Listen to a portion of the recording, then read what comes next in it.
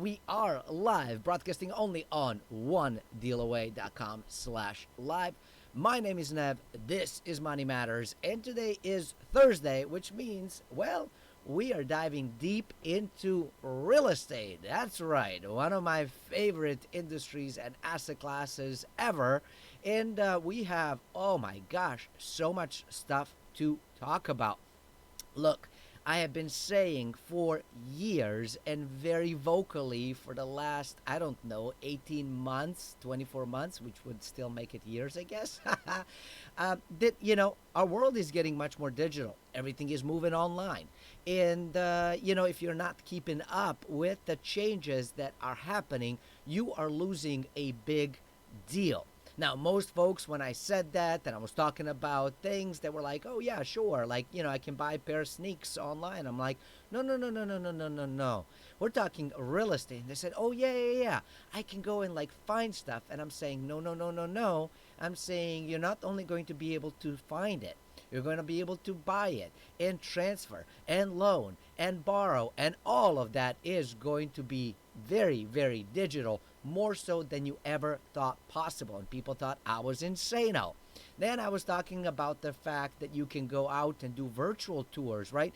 Where you get an agent and they take one of these puppies, right? And they FaceTime you, and you can actually do a tour of the property, of the home, from the comfort of your home or wherever the heck you are. And, for distance buyers, that's fabulous, right? If you're local, I guess that's fine. Everybody said, no, no, no, no, no, that's crazy. That's too risky. But then what happened? Well, we shut down everything in March, right? Right? Remember that? Some of you are back into the shutdown. You came in and out of it so many times that we can't keep track of it, right? And what happened then? Well, more and more folks were doing virtual tours, right? And wanting to do virtual tours. Then I started to say, well, you might not even need an agent at some point. Now, I do think that agents do provide a lot of service and they provide a lot of stuff. However, because changes are happening so much, there's going to be all these online, virtual, whatever things, including potential real estate agent robots. Now, we don't have those quite yet, but I do believe that they are coming. With the surge of AI and everything else, look, we are just, it's just a matter of time, so to speak. So why am I bringing all of this up today when we're going to be talking about real estate? Well, because there have been some major changes and shifts that have happened involving the largest platform that most people do know and use, called Zillow. That's right. If you guessed Zillow, you're absolutely correct. Now, you may also have heard of the thing called Trulia, for example. But do you know that, Zillow owns it, right? So now you have two different things owned by the same company, but it doesn't stop there. We have reports, and I'm going to be sharing with you earth-shattering news of Zillow moving into this market hand over fist. Look, when they first all started, they said, no, no, no, no, no. We're not in business of buying and selling and dealing with any of that stuff. All we do is just provide listing, and we make money off of the ads, right? Right? That's how it all began. But then it changed. Zillow became a mortgage lender, and Zillow now is becoming an agent, a full-blown brokerage. And there's good news and bad news with this as well.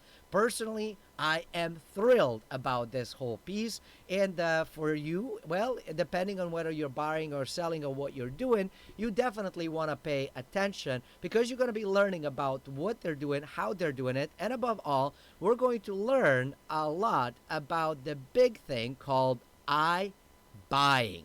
That's right. If you've never heard of iBuying and you want to learn more about what it does, how it works, and why I am saying now that Zillow is in flipping business, believe it or not, I know, right? But we'll explain exactly how it all works.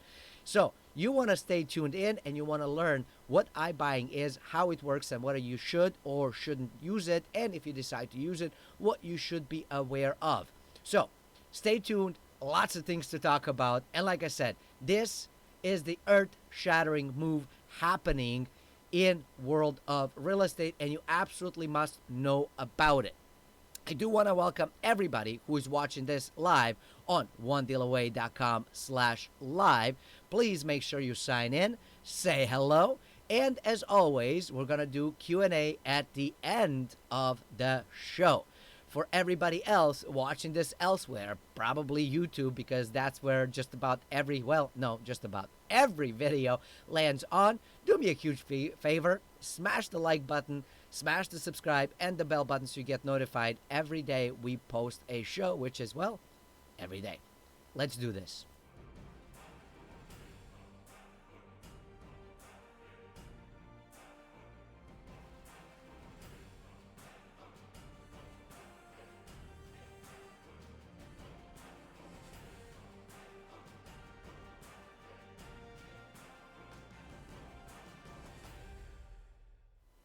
And good morning. If I scared you, my apologies, but I definitely got your attention.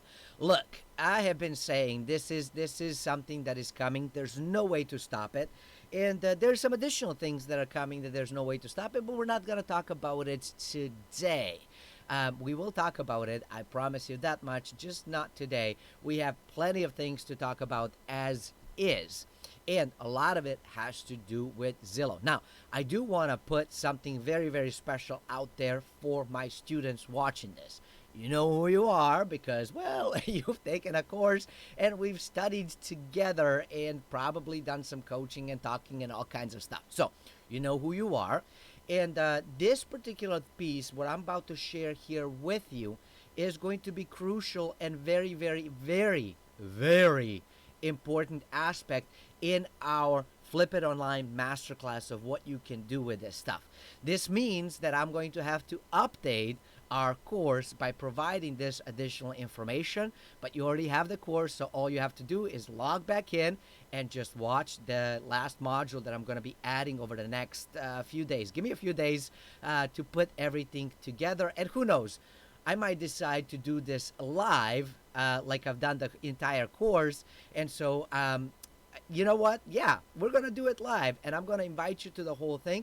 We're going to be talking about stuff and, also open it up for Q&A right then and there so that you completely understand how this has changed our game well, not entirely, but it has improved it a great deal and how we can benefit from this. If you are not a One Deal Away student yet, I invite you to visit us on onedealaway.com and check out on-demand programs. What you want to look into, if you're really into real estate and kind of wanting to understand this, you want to consider one of these three things. First one is Real Estate on the Cheap Challenge. Now, this Zillow may not help you as much, although it's going to help you quite a bit. And it makes sense and it's very relevant. So that's one of the courses. It's sort of like a challenge / home study course that you want to consider potentially taking.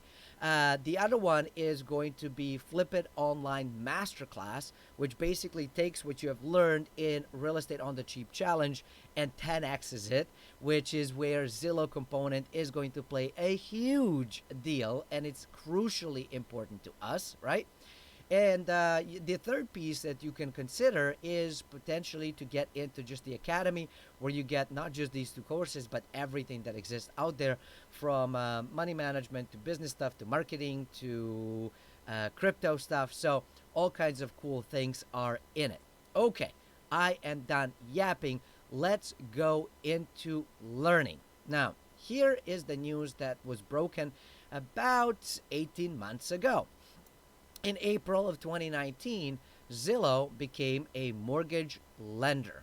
Okay, so Zillow basically went out there and bought a Mortgage Lenders of America, and I want to say they spent tens of billions of dollars to acquire it, and are basically rebranding it to make it into Zillow Home Loans.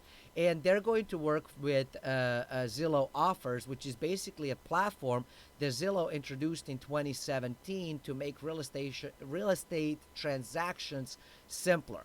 So they're offered in a few markets. Of course, they started with a few. They keep on adding markets as they keep on growing. And it's basically getting into the flipping business. Now, even here in 2019, right? You see right here, 2019, they are saying right over here, hold on. Basically, there we go. Zillow offers is currently available in 9 markets and is viewed as the company's attempt to get into the business of flipping homes. And yes, they have gotten into flipping homes. Now, before we get there, the reason that they actually have positioned this stuff. Now, please keep in mind that in 2015, when the company was kind of going out there, they said, "We're not, we're not in a business of lending. We're not business of buying, selling homes. We want nothing to do with that stuff. All we want to do is just list the stuff and help the buyers." But of course, that has changed. Remember, yesterday we've been talking about the big banksters and stuff and how they tell you one thing, but they do something different. Now, is it that they are lying to us? Maybe, maybe not. Sometimes they don't really plan to do it, but as things develop, they were like, we'd be stupid not to, right? So you change direction in business. It happens all the time. The second reason is that you don't want to signal things before you're ready to share them, right? Because then you open a door to competition, and some of the strategic moves of what you were trying to do really destroy your opportunity to do it. I am learning that every single day because I get excited about stuff and I'm like, whoa, whoa, whoa, whoa, whoa, we can't share that quite yet. So I do have some stuff that I'm excited to share, but I can't share it quite yet. And it's killing me. It's killing me, y'all, because I'm a horrible poker player, right? Like you will know exactly if I have good cards or bad cards. I mean, I don't play poker, so you would have to teach me what are good cards or bad cards. But once I understand it, watch out because you're gonna know it without even ever looking at my cards. I can't do it. So I struggle with that stuff, and I struggle with the fact that I'm like I can't talk about some of the business stuff because we're not ready to talk about it quite yet. It's not that I want to lie or deceive anybody. It's just that I can't share it quite yet. But once we're ready, I promise I will share excitedly because it's been bottling up. It's been bottling up, and I'm excited to do it. But anyway, so that's the reason why sometimes you get one thing and then something else develops. Now, of course, they became the lenders, and of course, you could go out there and buy homes and get lending from Zillow. But then, new thing has developed where, well, they are basically cutting the real estate agents out of their iBuying program. And if you've never heard of iBuying program, I will explain that to you in just a moment. But let's first understand of what is happening with Zillow. Zillow Group announced today, and this was September 23rd. So what, yesterday? Yeah, yesterday afternoon. That it is streamlining the home selling process of its Zillow Offers service by moving the program in-house.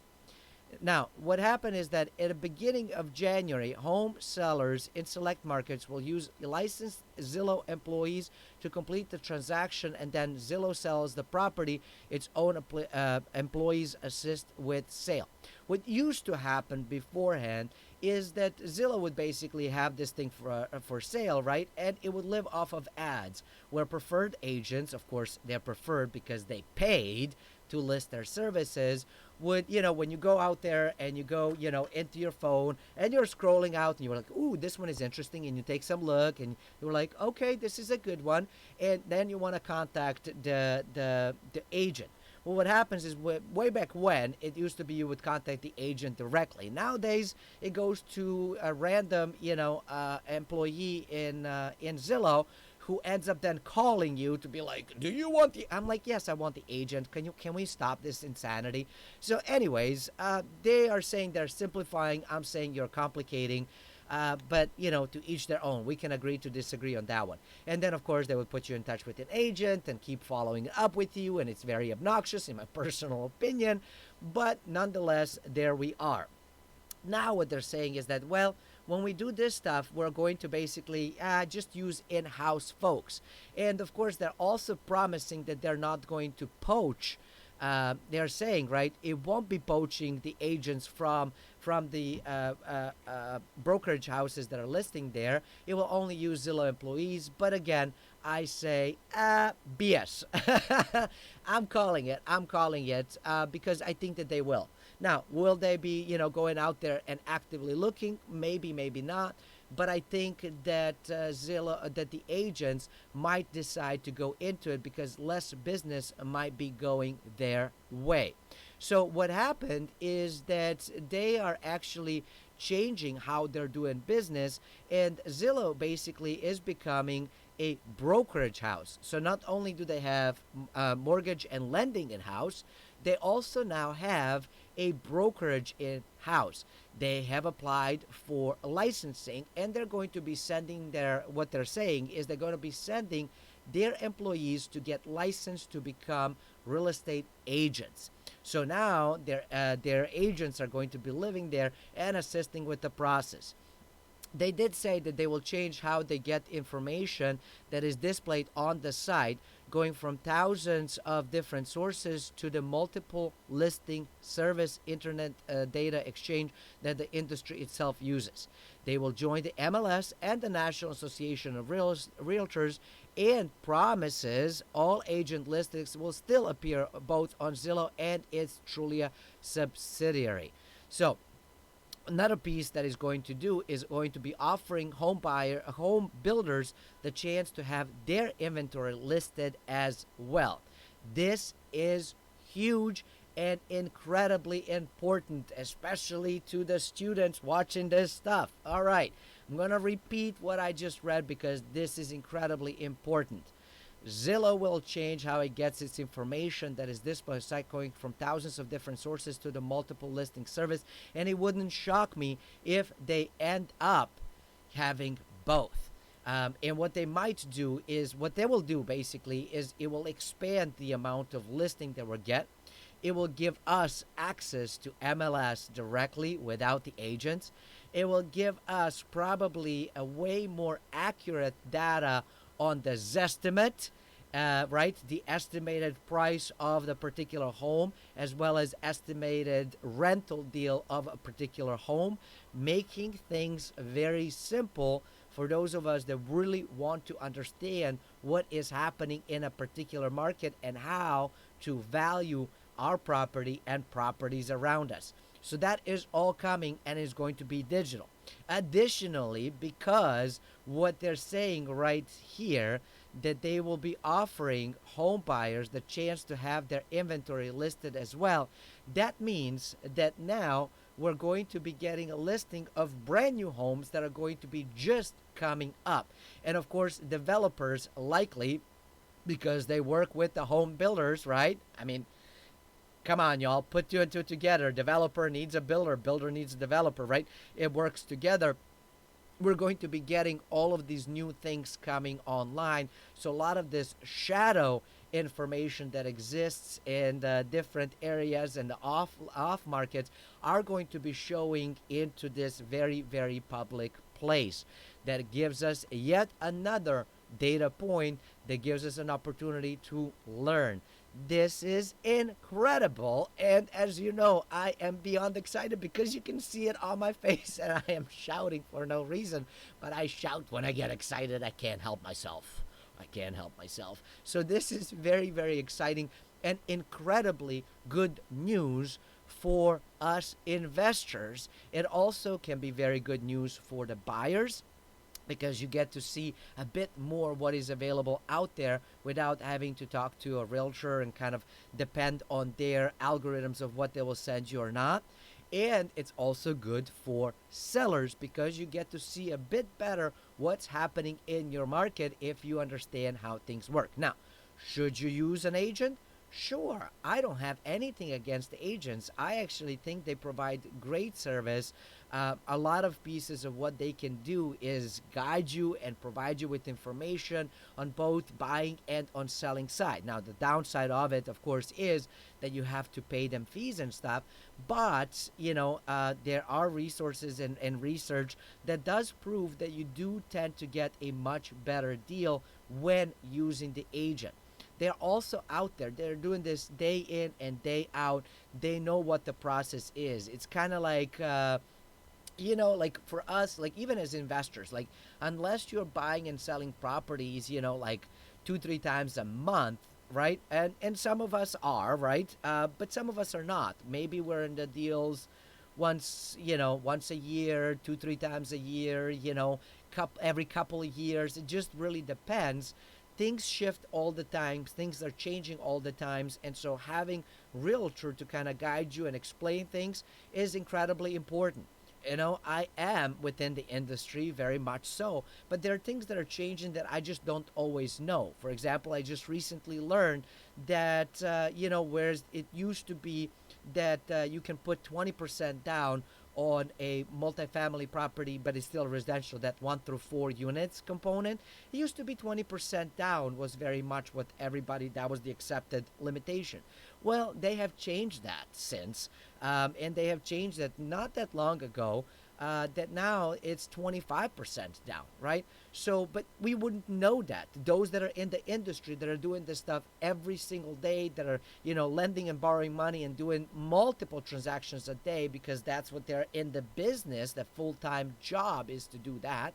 They know that. So, getting that advice is crucially important. Additional piece that realtors are really, really good at is that they can give you information about what's happening in the market. They can give you information what's happening in the neighborhood. They can guide you as far as answering a lot of questions. And not every realtor is amazing, so you want to shop around for an amazing one, right? But for me, I see realtors as my partners to help me understand, especially if I'm getting into the new area that I don't understand. They are incredible resource, and I do believe that you should utilize them, even if it is that you just want to understand of how they can help you. And you can do that by asking them questions and connecting with them. So here is the part that we want to understand of the whole thing, is what is Zillow actually doing, right? So I said it, and they said it in the article as well. Zillow is getting in the flipping business. That's right. So what does that actually mean? Well, how does it work? It's called iBuying. And now you're saying, iBuying what? iBuying homes. So let's talk about what is iBuying. So iBuying iBuyers are real estate companies that buy and sell properties through technology. They emerged on the scene after sensing a need within the industry. Noticing how complicated and drawn out real estate transactions tend to be, companies like Opendoor, OfferPad, Knock, Redfin Now, and Zillow decided to simplify the process. So they basically are offering convenient, seamless transactions that improve consumers' experience buying and selling homes. iBuyers cut out the need for a realtor or agent by buying homes directly from homeowners and then selling them directly to home buyers. Well, what do flippers do? Flippers do the exact same thing, right? You go out there, you find a property, you buy it directly from the seller, right? You maybe then fix it up, beautify it, expand it, improve it, whatever, right? Sometimes you have to do a lot of work. Sometimes it's just new carpet and paints. And sometimes you don't even have to put new carpet or paint. You just got to get it cleaned and relisted. And sometimes if we're dealing with land, for example, there's nothing you need to do to flip it. You can do it easily, and you can do it online, which is where the Flip It Online Masterclass came from. We're basically doing the same thing that these big guys are doing. We're just doing a little bit less in volume, right? So, and then we go out there, we find the actual buyer who wants to buy this particular property, who's shopping for it, whether it's a single family home, an apartment, a condo, 1 to 4 units, an apartment building, land, agricultural, residential, right? Like all these different things that exist, and then you find them, and then you can work out a deal. And of course, sometimes you can just sell it for cash to them, and then their financing is their own business, or you can actually hold the note yourself and you become not just the seller but the bank as well. So that's basically what the Flip It Online Masterclass is teaching you kind of how to do that stuff, so we can do the similar thing over here. Now let's continue. Now they're saying, unlike house flippers, iBuyers don't seek out distressed property or those that require a lot of work. Instead, iBuyers target homes that are already in good condition and only need minimal work, which of course sometimes flippers do that as well. It just really depends on the price, on the cost, on the improvements, on what you can actually sell it after the improvement, evaluations, the whole 9 yards, right? And of course, all of us, if we're, if you've ever flipped it and stuff, you would prefer to get something that is in a really good condition. Like I said, it's a paint, clean, go, that needs minimal work. iBuyers want to unload properties quickly, just like flippers, so their business model is centered around high volume but low margins, which I tend to disagree with here. This is what they're saying, but I don't think that their margins are all that low. I think that their margins are quite healthy, especially when you start understanding of how they do stuff. Same thing with flippers. Flippers don't have huge margins, but they can. They can if they, everything comes down to how much you pay when you buy and how much you get when you sell and what that cost is to change that price from the buying part to the selling part of what needs to transpire, right? So that's really what it is at the end of the day. iBuyers aren't active in all U.S. markets, but they have been steadily expanding, and they will continue to do that. They right now seem to choose areas where market is highly active and filled with more homogeneous properties in the $250,000 range.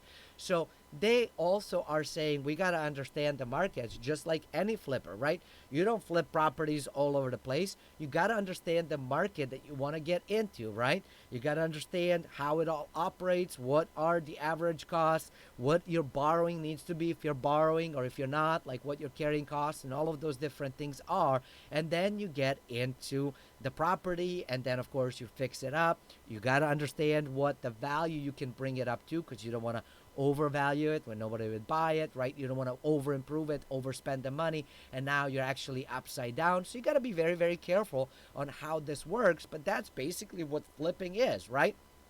You go out there, you buy the property, you fix up some of the things, and then you try to resell it and you try to do it as quickly as possible. And typically, we have these buying ranges and, areas and stuff. And if you can find a property that's almost like a cookie cutter, it's super easy because you already understand it, you understand what the needs are, and you just roll your crew from one place to another place to another place to another place, right? And that's the name of the game. And if you can do it all online, even freaking better.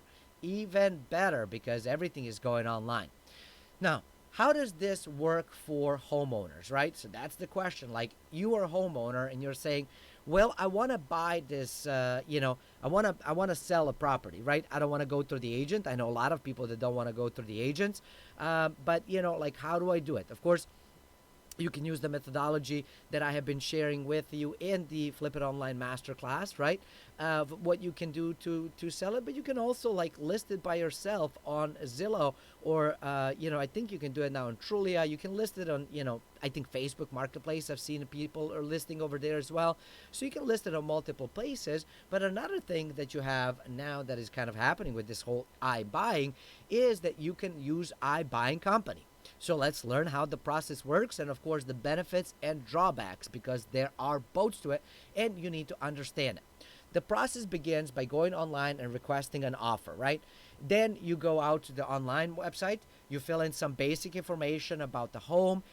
Maybe you put in the, features, recent upgrades, what you have done to the place. I mean, right? Like you market the darn thing. You explain it to what it is.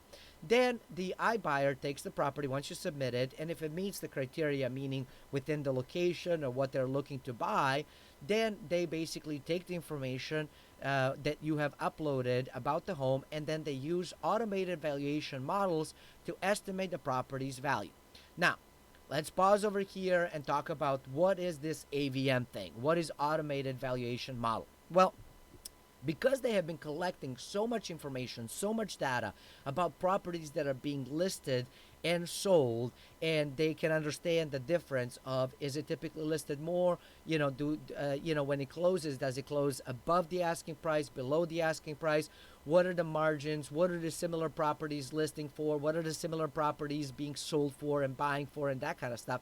Very similar to what we as real estate investors do when we're looking to evaluate our property. That's exact same process of what they're doing. You develop your own sort of criteria, right, for what you're looking for. They develop their own. You develop your own modeling of how you value properties. They develop their own. And the cool part is that it speeds up the process, especially when you have this automated, and that's basically what they have done. Now, if it all fits in, then they reach back out to the potential seller and make an all cash offer, usually within 24 to 48 hours. iBuyers include a breakdown to ensure homeowners understands the fees involved and knows what the net proceeds of the sales will be. Then the seller basically has 5 to 7 days to accept the offer. Now, one piece to understand is that iBuyers don't renegotiate. So if you are going out there and saying, okay, I want to use Zillow to buy my home, right? And you go out and you fill out your little information, they will basically, if it fits their profile, they would take a quick look, and within 1 to 2 days, you basically get an offer saying, we are willing to buy this and we can close within a few days, right? Because it's a cash offer, they have plenty of money, and they can go out and close very, very quickly. So, but they give you an offer and say that you believe that they should have given you an offer of 300,000, but they give you an offer of 275,000, for example. I don't know what they're going to offer you. You can't go back and renegotiate, right? The price is what the price is. It's take it or leave it. That's really what it is. Now, one thing that they are willing to do is that maybe if you feel like they have missed something, like, for example, when they reach out and they were like, oh, it's 3 bedroom, 2 bathroom. You're like, no. We've actually added a bedroom and an entire bathroom, so it's bigger. Can you please reevaluate? And they might take a look, but please understand, the price might not change. So you want to understand that piece. Now, if you decide that, hey, I'm going to accept this, after you accept the offer, they basically set up a day and pay for a home inspection. And when it says and pay, it's actually technically you are paying for it through all of the closing fees and costs, but I will get into that in a moment. So basically they set up and send an inspector over. The inspector goes through it just like they would if somebody else was buying the place. And if they find that there are certain repairs that need to happen, the iBuyer will basically reach out to you. They will assess the costs, what it takes, and then they will reach out to you and say, all right, you got 2 options, buddy. Here is option 1 is you can go out and do all of these repairs yourself and we're keeping the price as is. Or if you don't want to do that, we're going to reduce the offer for the cost that it takes us to repair the stuff, and you don't have to do anything. So then you can decide to do that and say that they had made you an offer of 275, you accepted it. They're saying, well, the costs are going to be $15,000, so the new offer is $260,000. Now, you can say, no way, Jose, and can walk away. You can say, sure, don't have to worry about the repairs. Or if you think that you can beat the repairs and get it done for cheaper, you might say, you know what, I will do the repairs myself here. I will find a contractor and stuff and get it done, but I want to keep the price. Once you agree on all of that stuff, and as soon as the repairs have been made or the price is accepted, you as the seller get to choose a closing day, which can be as short as 7 days and as long as 60 days. Now, how does that work for buyers? Say that you're a buyer and you're like, I want to go through this process as well. Well, the process begins by going to their website and searching for the properties that they have available for sale. They include property details, description, photographs. I mean, basic stuff that you would expect that you would find on any time you're looking to buy something, right? So it's no different than what we've been seeing, but there's a little bit of a change here.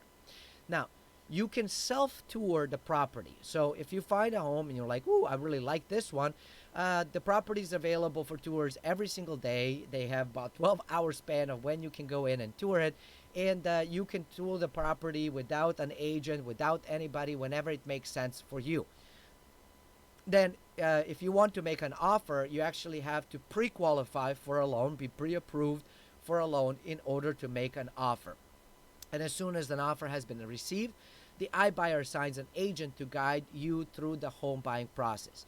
Now, of course, when you're going the traditional route of buying a home and you don't have cash to buy, right, but rather you will take a loan, it is recommended, and agents will recommend this to you all the time, to pre-qualify for a loan anyways, because it makes you a stronger buyer, especially when it's a seller's market where there's so many buyers out there that seller can literally pick and choose. You want to be pre-qualified.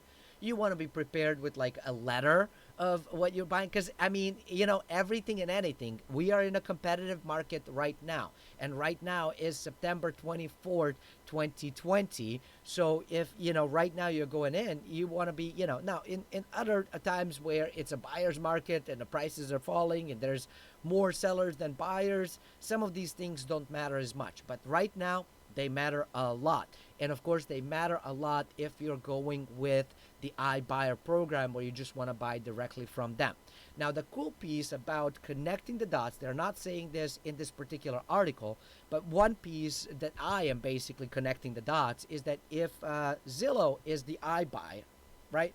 And you can sell to them, meaning you sell the property to them and then they relist it as well, but they now also have a mortgage company, they can pre-qualify you for their own home. So now Zillow is making triple the money. Let's think about it, okay? So you're Zillow, right? Let's pretend you're Zillow, and you buy a house that maybe is worth 150, but you offer 145,000, but you close fast, right? So if they accept it, you already gained $5,000 in equity right there. Then maybe there's some small repairs that don't cost all that much, but you can improve it and gain additional $10,000, right? So minus all the expenses and stuff, now you're up $15,000. You can list the property for $15,000 more than what you sold it for, right? Then you find a buyer who says, yes, I will take it and I need a loan. But now you're a mortgage lender as well. So you make $15,000 in this whole transaction, right?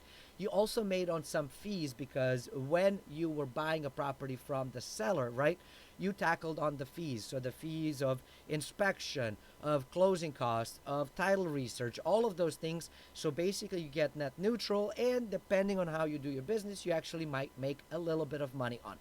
But it's negligible, so it's probably zero one way or the other. So you are up $15,000. Now, you get to finance this thing, and you get to offer whatever, whatever the ongoing rate is. And it might be a lot, and it might not be a whole lot, and it depends. It could be, a couple years, 15 years, 30 years, depending on just like what you're doing. And you're able to now not just make $15,000 from the get-go of this particular individual paying more than you paid for it, right? Like a traditional flipper would. But what they get additional piece is that now they're actually getting ongoing income and revenue stream and return on investment through lending the money, right? So that's another way that they're getting it. And over the course of the loan, it's way, way, way, way, way more than $15,000. Now, we in Flip It Online Masterclass do very much a similar thing. When we go out there, we buy a distressed property. Sometimes it's not really all that distressed. It just needs minimal work or no work at all, actually. You go out and buy it, and you buy it at a discount. Typically, you have to buy it at cash, right? So you have to have some cash to get started in it. Then you go out there, maybe you fix it, maybe you don't have to do anything with it, and you relist it for sale. You find a buyer. Buyer agrees to buy. Maybe they can afford to buy cash, which is cool. You still make money on the flip. Maybe they don't, at which point you can go and self-finance them, meaning that over the course of a time, not only do you get money for the difference in price from what you bought it to what you sell it for, but you also get money from the financing component because you end up functioning like a bank, sort of. You're not really a bank.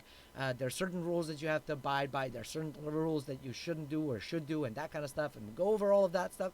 But that's the overall basic process. So this is the part that I want to make sure that you understood of how this all works.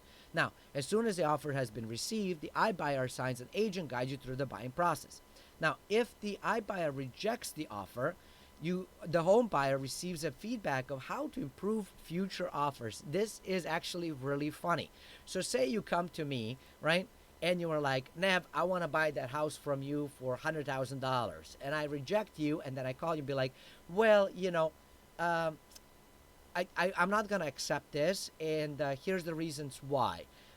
If you could actually, I can't sell it for less than 125. So if you can come up with it, or you were offering to put only 5% down, I don't feel comfortable with that. If you can offer 20% down, or you whatever, right? So they end up giving them coaching of how to actually buy with them, which is really interesting. If the iBuyer accepts it, the home buyer assigned a personal agent drafts the purchasing agreement, everybody signs, and then a home buyer chooses a closing date that is 10 to 60 days after signing. The home buyer is responsible for scheduling and paying for an inspection and appraisal, which you should always, always, always do. If there are any safety issues within the home buyer can request repairs. If the iBuyer accepts the repair request, the iBuyer offers to either make the repairs or deduct the cost from the purchase price, right? So what ends up happening is similar of what they're doing on the selling side of the whole transaction, is that, if you find things, now if it's like, well, we want the kitchen blue instead of yellow, and they're not going to do that. You are going to have to do that on your own, right? So make sure that it's really about safety stuff. Like, for example, the stairs are missing. The window doesn't open. The roof is leaking. Like, those are the types of things that they will actually consider either repairing, right? If they accept what you're putting in, that they will either repair, or they will say, you know what, we estimate that the cost to do that is $5,000, so we're just going to reduce the price on our end, so it's $5,000 less for you to buy this stuff if you still want to do this. So that's kind of how it all works. Now, the question comes in of the iBuyers are changing elements of the industry, and that doesn't mean that there's a place for traditional agents. Some real estate agents have started to view working with iBuyers as an extension of their professional role, and they will, right? Sometimes the buyer who is using the iBuyer might still decide to bring their own agent, which they can do. Additional piece to know is that the biggest day-to-day challenge for agent and change for agents will have to make it in having the answer why you should work with them as opposed to an iBuyer.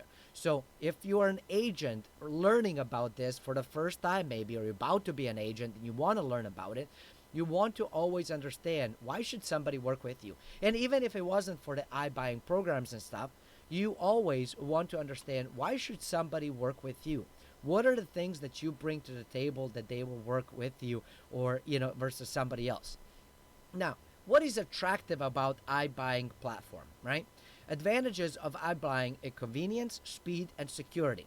You don't have to worry about cleaning, staging, marketing, showing your home, all of that stuff. iBuyers make offers all online, right? Without third parties, and typically within 1 to 2 days. You don't have to stress about buyer contingencies or offers that may fall through. Closings are fast. You get to choose when to close and when you want, and some companies will actually even pay for professional movers when seller is relocating locally. And when they say pay, don't get fooled by that. You, as the seller, are definitely paying for it through the fees. We'll explain in a moment. Purchasing from iBuyer homes, home buyers can view property immediately after seeing the listing without having to set up an appointment. And some of the companies are even offering a 90-day buyback guarantee. So say you buy it and you're like, I don't know how I feel about this stuff. I'm having a buyer's remorse. I don't want this. I don't want this. I want out, which you can do. You have 90 days to do that, and this particular iBuyer will buy it back from you. However, there is a subject to a 3% fee. So there's going to be a 3% restocking fee, as they call it, so for them to take it away. So if you want to do that, there's an option, but please understand you'll have to pay some fees. Now, what is things that are maybe a downside to going with the iBuying platform? Well, while offers are all cash and instantaneous, closings are guaranteed and flexible, and agents are seemingly unnecessary, there are certain things you need to know. The offer is based on evaluation of buyers through AVMs, the automated value, right? So it's a process that we just explained to you. If they go out there and they look at the stuff and they say, we believe that this is a fair thing, and we don't negotiate, right? But they are investors, just like you and I, right? And professionals, and they're out to make a profit. So their offers are lower than typical you can get, and the negotiations are non-existent. Now, here's the piece. When you're dealing with an iBuyer, when you're dealing with an investor, typically we're not emotionally involved in these properties. We don't even call them homes. We call them properties, because there's an emotional connection to a home, right? Home is memories. Home is where your heart is. Home is where everything happens. Property is just a property. It's just a holding. It's just an asset. It's just a business decision. It's not an emotional one, which is what I teach my students all the time. Cannot get emotional about your business, right?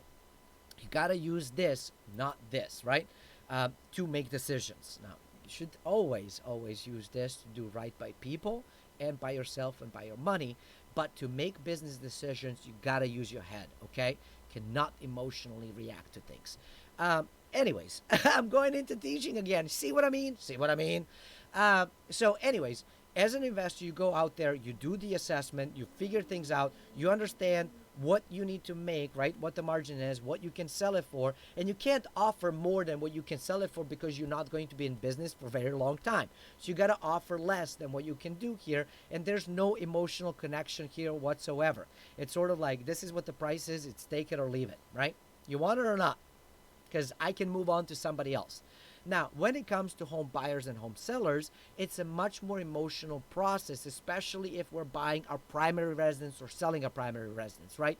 Selling a primary residence, there's all these memories. And, remember when Jimmy was just born and we were giving him a bath in this sink, right? Like, things are emotional for us. We're emotional human beings. Same thing for the new buyer that walks in and they go in and they see this, nursery, and they imagine their brand new newborn that is going to be coming there, and they see Thanksgiving dinner around this dining room table, and they see themselves, making passionate love in their big old bathroom and bedroom, whatever, right?